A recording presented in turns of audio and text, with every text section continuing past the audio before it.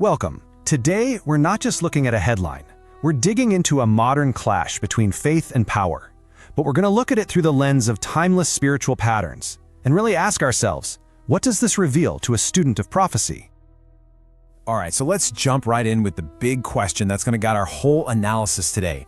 Could what we're seeing play out on the world stage actually be an echo of conflicts laid out in Scripture? Maybe even, a small-scale fulfillment of end-times patterns?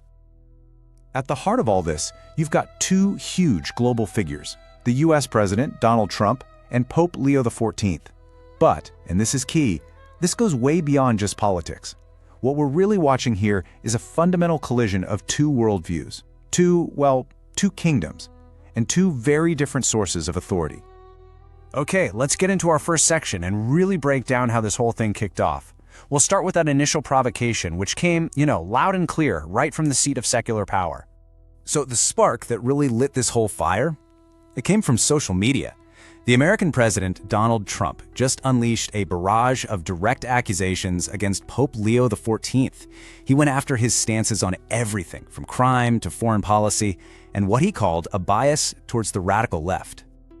Now look closely at this quote. This isn't just a political jab. This is a secular ruler trying to take worldly credit for a spiritual office. He's basically suggesting what the Pope's authority comes from his own political power. For our analysis, that theme is absolutely crucial. And then it got even more intense. The verbal attacks escalated into a really powerful visual one.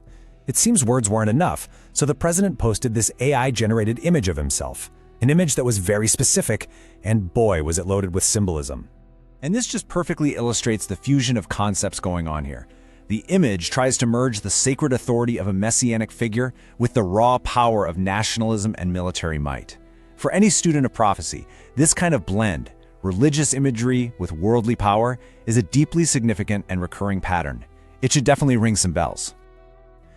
So now that we kind of get the nature of the attack, let's connect the dots. Let's see how this fits into patterns that might feel really familiar to anyone who studies the scriptures. This slide here lays it out pretty clearly, right? You've got these two opposing forces. On one side, you see the hallmarks of the kingdom of man, arrogance, force, self-interest. And on the other, the kingdom of God, meekness, peace, and service to the gospel. The conflict is really between these two totally different value systems. And this dynamic is the key. When a secular leader shows this level of arrogance and tries to control or define or even take credit for the sacred, it echoes the theme you find all throughout prophetic literature. It's the pride of man setting itself up against the authority of God.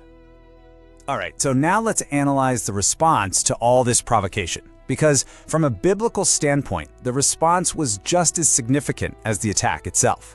How did spiritual authority react when confronted by worldly power? In the face of this intense, public, and personal provocation, the Pope's response was, it was remarkably simple, direct, and powerful. He didn't get into a slugfest. He didn't trade insults. He just stated his position, one that's rooted not in politics, but in faith. So the crucial point here is the strategy, right? The Pope masterfully redirected the world's attention. He took the spotlight off this personal squabble and put it right back on the unchanging mission of the Church. And this just brilliantly shows a powerful Christian lesson in action. While he was being personally attacked, his focus stayed on calling for peace, serving the vulnerable, and spreading the gospel. He demonstrated his priorities not with words of rebuttal, but with acts of faith. It's really something to see. This brings us to our final section, and really the core question that this whole conflict raises for every serious student of eschatology. The ultimate takeaway from this clash is the stark contrast it reveals. Worldly power, it's often loud, it's aggressive, and it's all about self-promotion. But true spiritual strength, as we see demonstrated here, is quiet, it's resilient, and it's anchored in something far more permanent. And so we're left with this really provocative thought.